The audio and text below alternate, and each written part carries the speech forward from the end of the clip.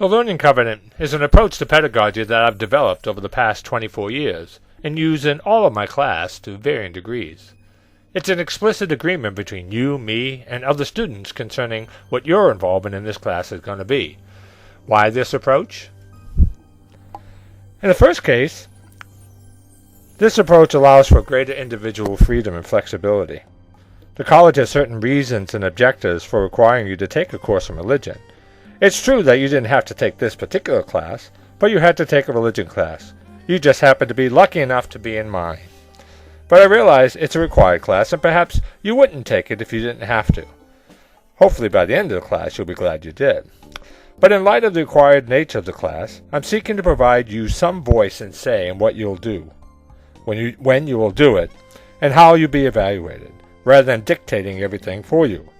This will become clearer when I go over the content of the covenant. Second, the covenant states everything clearly and explicitly. Once it's completed and agreed upon, you'll know exactly what you have to do and when. There'll be no guessing at that point. Of course, there's an opportunity to make changes, as you will see, but this is only if you initiate it. I'm not going to change it on you or add anything to it. Third, the Learning Covenant allows you to take some responsibility for your own learning. My experience over the years is that students come to college out of high schools where you are passive participants. You're required to learn certain material to pass a test, and the constraints upon you are fairly heavy. But college and life, for that matter, are about so much more. No matter what career path or profession you choose, you'll be expected to take initiative and assume responsibility. If you don't do what you're supposed to do, the blame falls on you. No one will be looking over your shoulder. The Learning Covenant gives you the opportunity to begin to take some responsibility for the learning you achieve in this class. So how do you go about developing a Learning Covenant? First, you have to identify your learning needs. For example, let's say you're going into business and your company has customers who have various religious backgrounds. In order to serve them effectively, it might be important to understand a bit about their religious tradition so that you can relate to them. For example, it might not be a good decision to offer a devout Muslim an alcoholic beverage. Or if you want to go to grad school, you need to hone your research and critical thinking skills. This course provides you the opportunity to work on those learning needs. The next step is to turn the learning need into a learning objective, which states as clearly as possible what you hope to learn.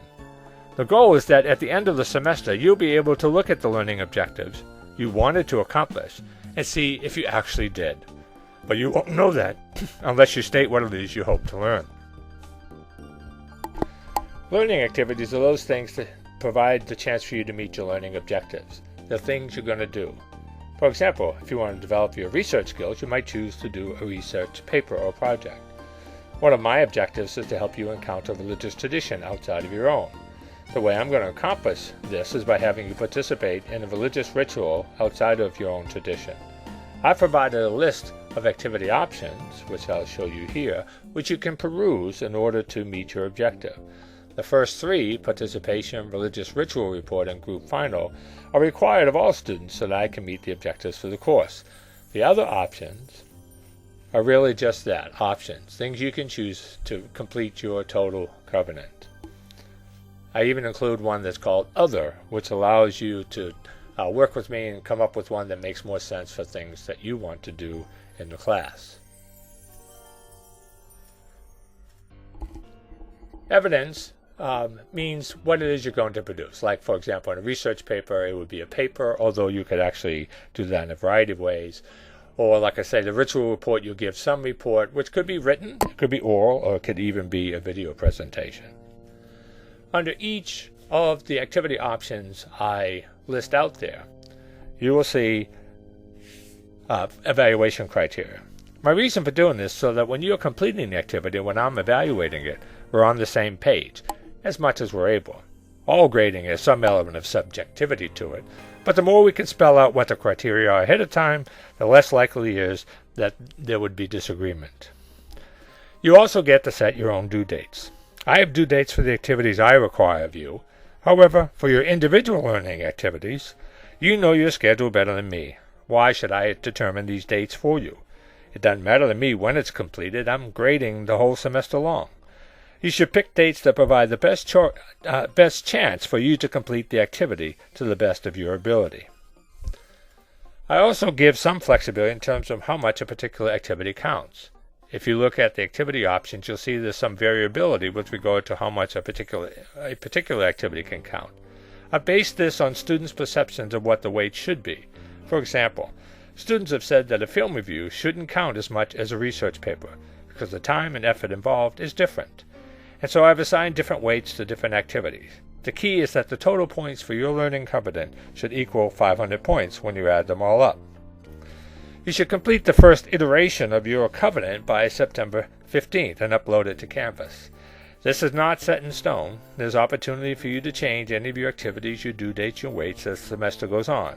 I'll explain more about that when we meet in the first week of class. So what would a completed covenant look like?